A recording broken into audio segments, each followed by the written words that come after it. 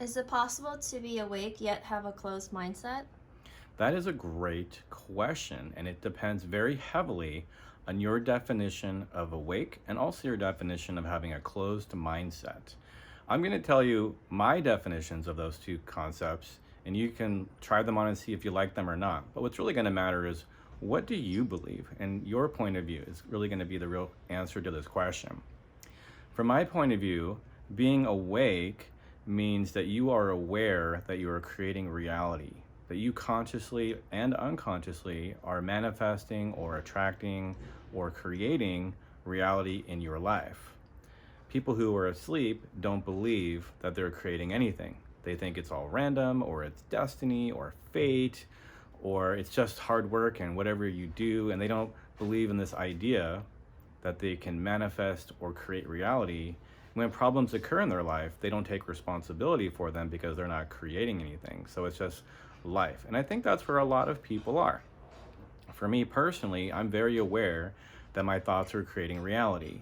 And I found it quite shocking in my early 20s when one of my family members said that your thoughts have nothing to do with reality. Because I thought my whole life up until that point that everyone knew that your thoughts create reality. I seem to have been born knowing it like it's just common sense that thoughts create reality, and what you're feeling and putting out into the universe is going to attract that experience into your life, and that what you're thinking about is what you're creating. I thought that was just a known fact for every human being, but apparently it's not. And so that's how I define an awakened person, as someone who's very aware of that. And a really awakened person who's creating consciously is probably visualizing goals, writing them down in cursive. If you don't understand why it needs to be in cursive, that's a whole other class. But it does need to be in cursive. There's lots of different ways to put your intentions out there. But what often happens to people who are consciously creating or who are awakened is that they get frustrated and want to give up on the idea because they attract things into their life that they did not consciously intend. It's really hard to take responsibility for problems that are epic or tragic occurring in your life. And you might want to say, or someone might want to say, I'm not creating this. I'm not creating reality. This is all BS. This is all new age bull crap, or wherever you learned it from. This is all law of attraction is garbage. And I understand how someone could feel that way. And the reason why we attract the negative things into our life that we did not ask for, did not intend for, did not visualize, did not make a vision board for, is because we have unconscious thoughts. We have unconscious patterns that just run. They just run in the background, like how different processes run on your computer without you really noticing. They're not on the screen. You're not hearing those negative thoughts usually, or if you do hear them, they're very fleeting. And then they end up attracting into your life something negative.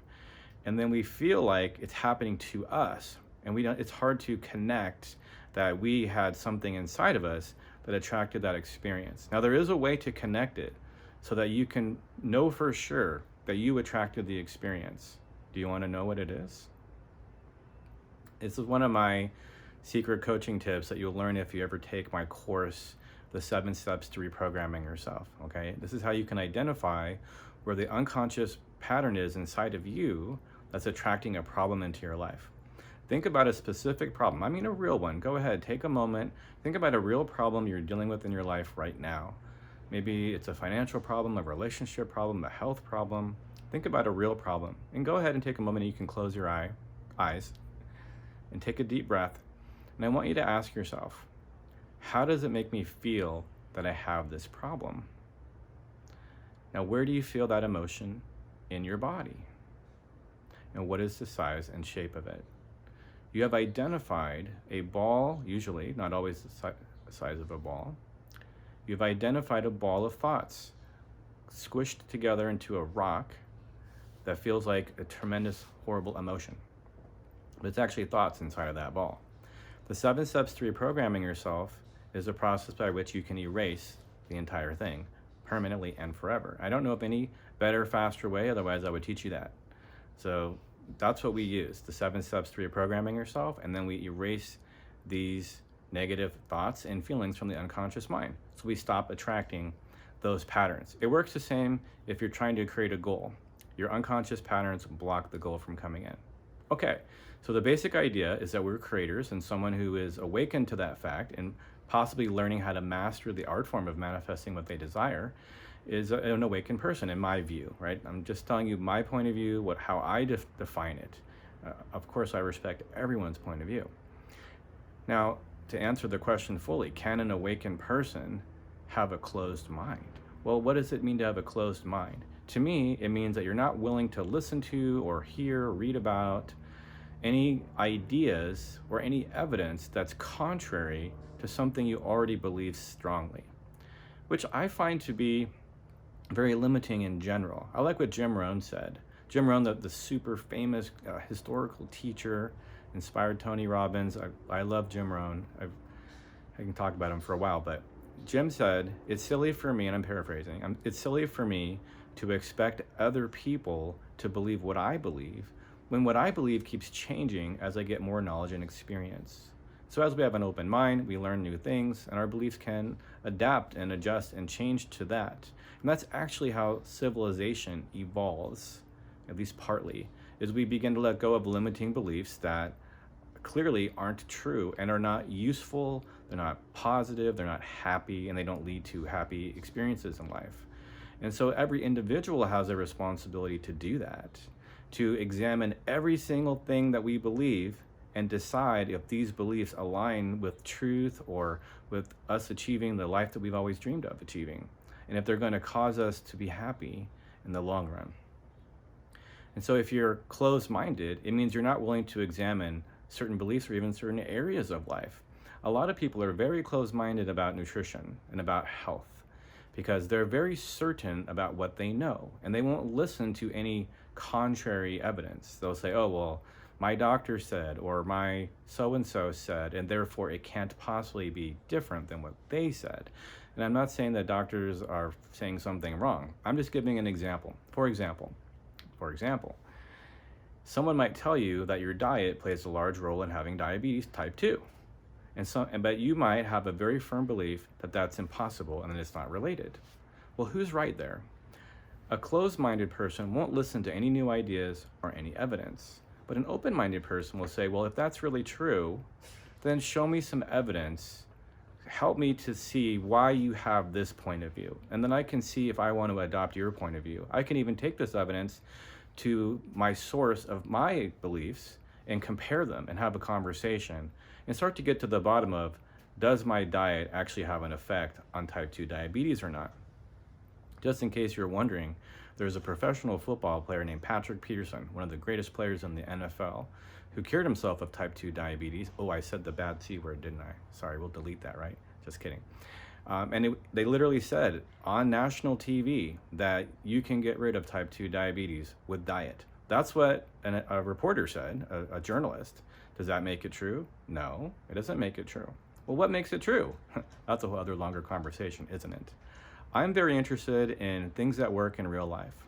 So, does changing your diet have an effect on your health in real life? It seems like the answer would be yes, but maybe someone is very closed-minded and will say your diet has nothing to do with your health.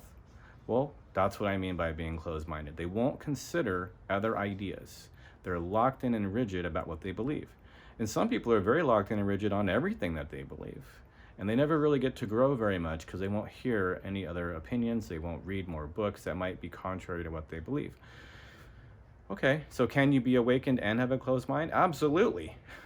Because you can be aware you're creating a reality and not be willing to listen to different ideas on various subjects. Maybe not every subject, but even if you're closed-minded on one subject, then you're closed-minded on one subject. There's a saying that comes from Zen, which is believe nothing. And I don't think it means that you should have no beliefs because then you have no structure to reality. I think what it really means is that we need to be open with every belief that we have, that it could be re-examined and changed out. There's a great book series called Conversations with God. And in the book series, he said you could imagine the belief systems of your mind being like a brick house. And it's your job to go through all the bricks in the house and check them one by one and see if they're cracked and not a good foundation to have a house. And then you can replace them with a really strong brick. And therefore, eventually, your whole mindset, your whole belief system will be powerful and strong and not easily broken because you've already done a lot of research or thinking about each one of those beliefs that you have.